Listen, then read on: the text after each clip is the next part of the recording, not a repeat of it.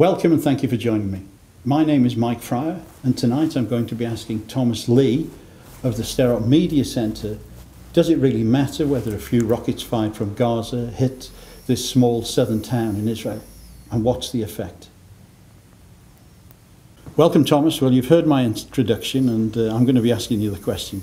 Does it really matter?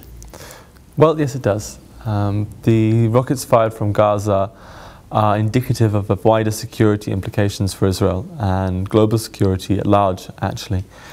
When we see where the rockets are coming from and we see the mentality and the motivation really behind the launching of these missiles, then it's very, very clear to us what's going on within the Arab countries surrounding Israel. Missiles themselves come from Iran, so Israel has Iran in its back garden. And the real mentality and the real motivation, as I was saying before, right behind why these missiles are launched is basically the motivation just to wipe Israel off the map. We don't hear about these rockets in the UK. We don't hear anything on the media. So is it having any effect on the people of this town called Sderot? Yes, most of the victims of the missile attacks are psychological victims. Up to 94% of children within Sderot actually suffer from post-traumatic stress disorder, which is a misnomer because you can't ever say it's post because we always go through it. But are you saying then that the rockets are aimed at the civilian population of that town? That's correct. There isn't any military infrastructure, there's no strategic reason to hit Sderot apart from the fact that it's so close to the Gaza border. It's the only reason that Sderot ever gets hit. And how many rockets have hit Sderot since 2001, since the Intifada? Within the Western Negev area, there's been close to 13,000 missiles launched over the past almost 12 years now. And what sort of injuries have occurred?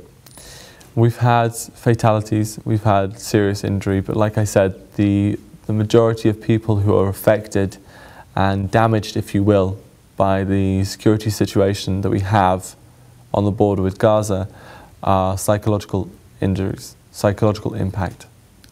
And are people being treated for post-traumatic stress?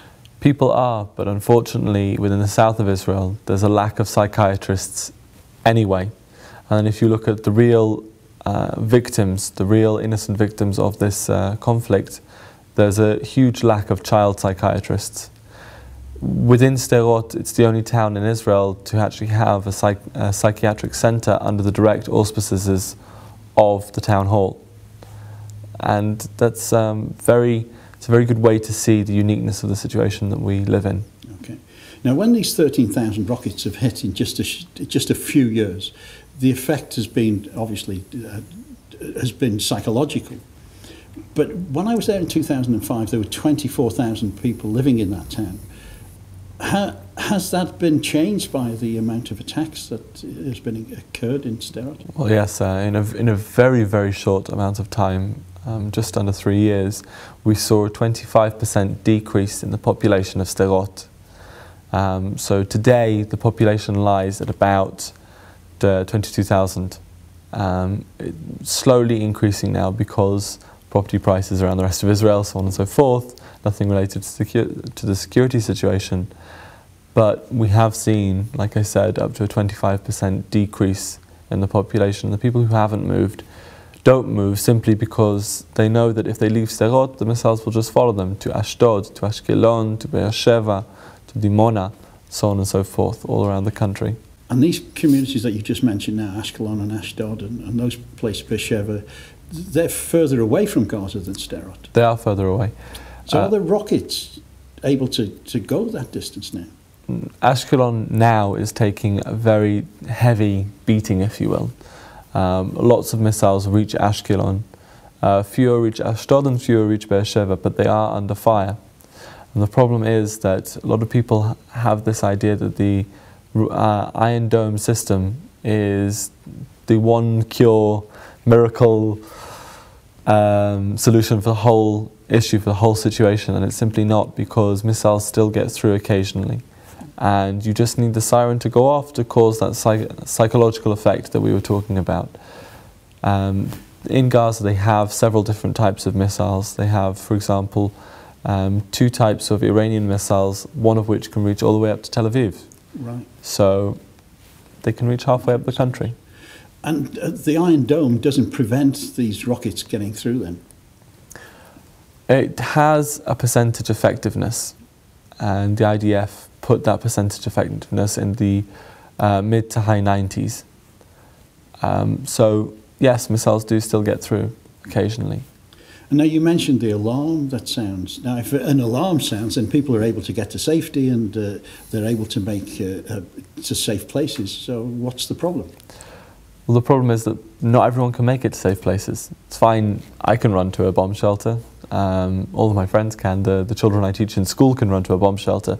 But if there isn't a bomb shelter to run to, as the situation is in the school that I teach in, or if you're elderly, or if you're a mother with 2 children in a car, then you can't get to a bomb shelter in the 15 seconds that we have to find shelter from when the siren starts to when the missile impacts. We have a maximum of 15 seconds. And do you know where the missile is going to hit? When the siren goes Yes. off? No, I personally don't. But obviously the army or security forces will have a better idea, because the system works that the heat signature of the missile triggers the siren and then relates that data directly to a different system which plans its trajectory and can show exactly where that missile is going to land. So for example, if a siren goes off in Sderot, it won't go off in Ashkelon. Now, I understand that rockets are not the only weapons that the terrorists are using. There's mortars as well. How Yes. does that work? Mortars don't have a siren because mortars don't have a heat propellant, so they can't be detected. So the first time you'll hear a mortar is the whistling. When you hear the whistling, it's too late to move. And between mortars landing, you have about 5 seconds to find a safe place to hide. Now, that must be really frightening for women and children. It's frightening for everyone. Yeah. You know, you had an experience with a rocket. Yes, about I think a month and a half ago now. I was out running near the entrance to Sderot. The siren went off. I ran forwards towards the bomb shelter. I managed to get in front of the protective wall before you go in, and the missile landed just behind, about 6 meters away. Wow, quite an experience. It's one of thousands, hundreds and hundreds of thousands that people in Sderot can tell you about freely. Now, in the media centre, and we've got the website on the screen for people to click onto, but in the media centre, what's your purpose? What's your vision? Just to tell people about what goes on in Sderot and obviously the wider area now, to keep people abreast of what really goes on, what the security situation really is, because we're aware of, like you said, the foreign media and even sometimes the home media in Israel don't necessarily give coverage as we would expect or like. Okay. So, to finish off, what I'd like to do is to tell our viewers that Thomas is here in the UK. He was actually born in Colwyn Bay in North Wales, and he's come over to talk to people about the situation there. But you can look at the website, which is on the strapline on the piece of film that you're watching, and you can get regular updates from the media centre. But I hope we've raised some awareness tonight for you, and I want to thank you very much for joining me and Thomas, and take care. Bye-bye.